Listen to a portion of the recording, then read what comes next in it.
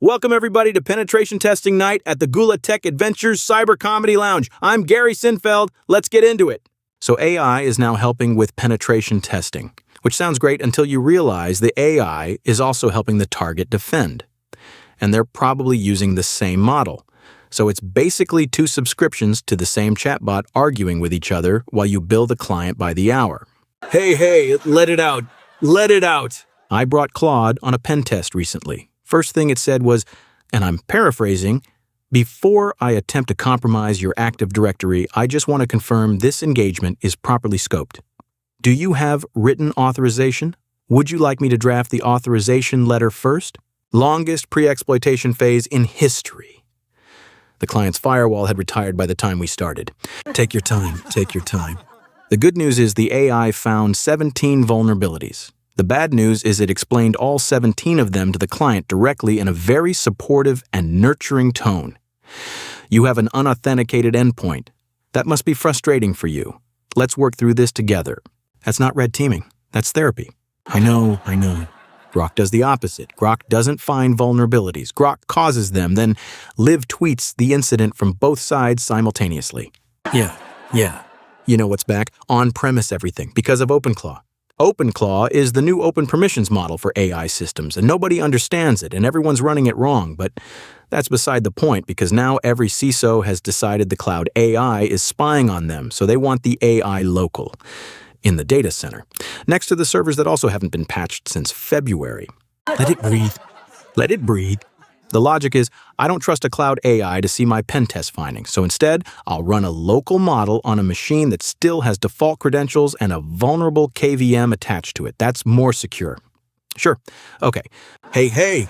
I asked someone why they went on-prem. They said, "We can't have our sensitive data leaving the building." I said, "It's already leaving the building. It's been leaving since 2019. Your KVM has a microphone in it." I know.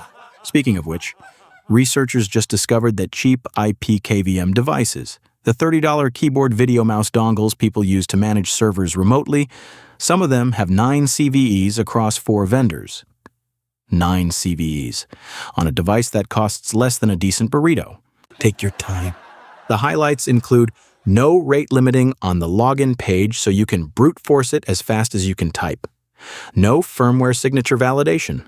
Just an MD5 hash that lives inside the firmware file itself, which means you modify the firmware, recalculate the hash, and the device says, "Checks out."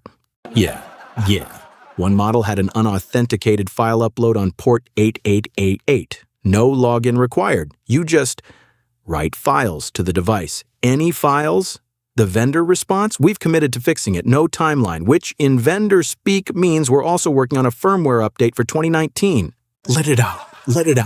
And one of them shipped with an undocumented microphone inside the KVM. The company said it's there for listening to server beeps. Sure, at $30, it is also entirely possible that nobody on the hardware team thought to mention the microphone to anyone on the software team or the security team or the sales team or anyone at all. I know. So to summarize, your $30 remote management device is listening, can be fully compromised without authentication, and the vendor's remediation plan is a beta firmware that introduces IP banning after 10 failed password attempts. 10. If I give you 10 guesses at my password, you don't need a KVM. Hey, take your time. Meanwhile, there are 1,600 of these things exposed directly to the internet, up from 400 just 7 months ago. The market is speaking. The market is saying, "I would like to be breached. Please." Yeah. Here's the thing I love about vulnerability management in 2026, the CVE Backlog. We're discovering more vulnerabilities than the NVD can process. So there's a category now, officially, of vulnerabilities that exist, have been reported, are probably being exploited, but have not yet been issued a CVE number. What do you do with a vulnerability that doesn't have a CVE? It's like a mime. Everyone can see it. Nobody's saying anything officially, and somehow it's still in your environment, making everything worse. I know. The NVD said, CVE submissions increased 32% in 2024, and our prior processing rate is no longer sufficient. That's not a bug report. That's a resignation letter. Let it breathe. They also announced they're marking all CVEs from before 2018 as deferred. That's over 100,000 entries. Deferred means we're not updating them, which means if you're running vulnerable software from 2017 and you check the NVD, it will say deferred, which sounds like a financial instrument, not an active threat. Take your time. Take your time.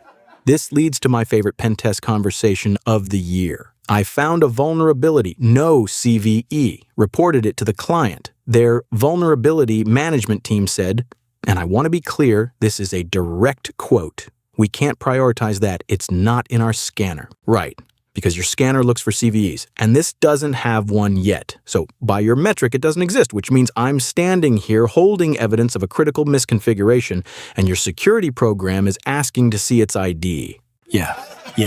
That's like a locksmith saying, "You only asked me to lock the front door. You didn't specifically mention the back window. I'm not going to mention the back window." I know. Web application pen testing with AI is also now a thing.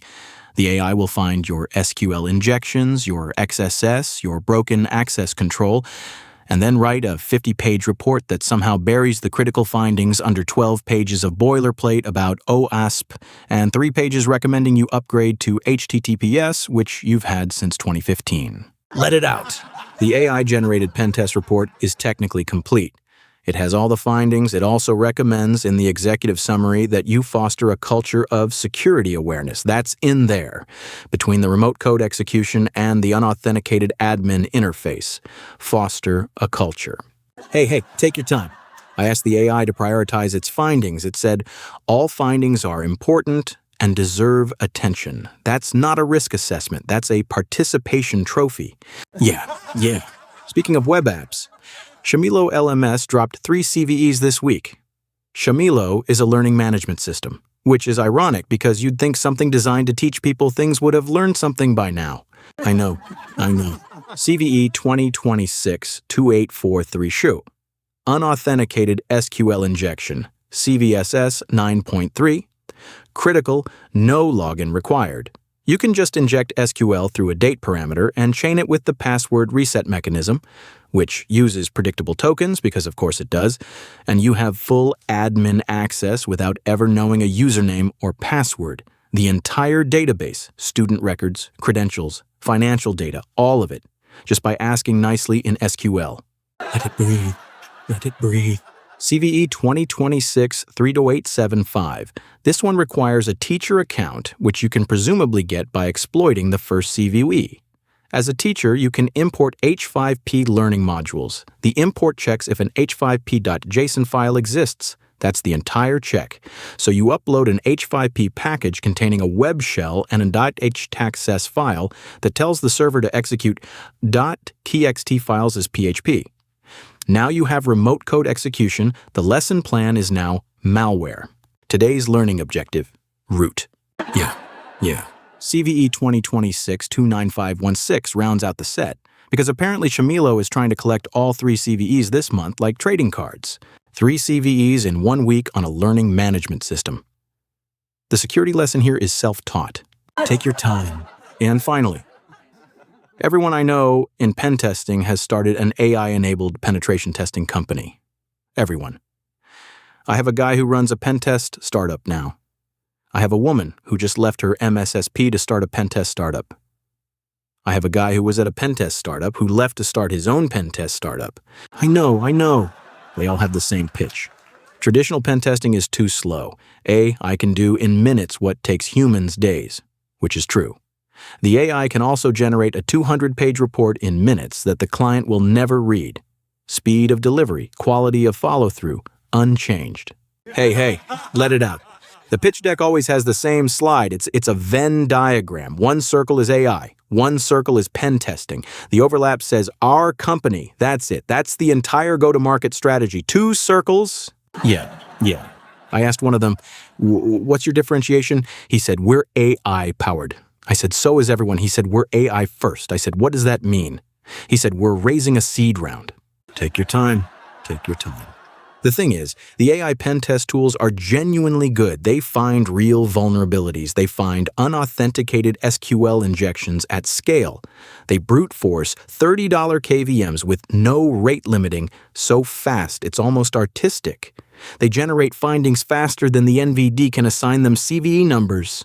The AI is great at breaking in. It just can't answer when the client calls you at 2 in the morning and says, the auditors are here and they want to know why the pen test report says, foster a culture. For that, you still need a human, preferably one who's slept. I know. Take your time. Thank you all so much for being here tonight. You've been an incredible audience. If you enjoyed the show, please hit that like button and subscribe to Gula Tech Adventures on YouTube. We do this all the time, and you do not want to miss it. And remember, everybody, stay safe, stay patched, and stay fun in cyberspace. I'm Gary Cynfeld. Good night.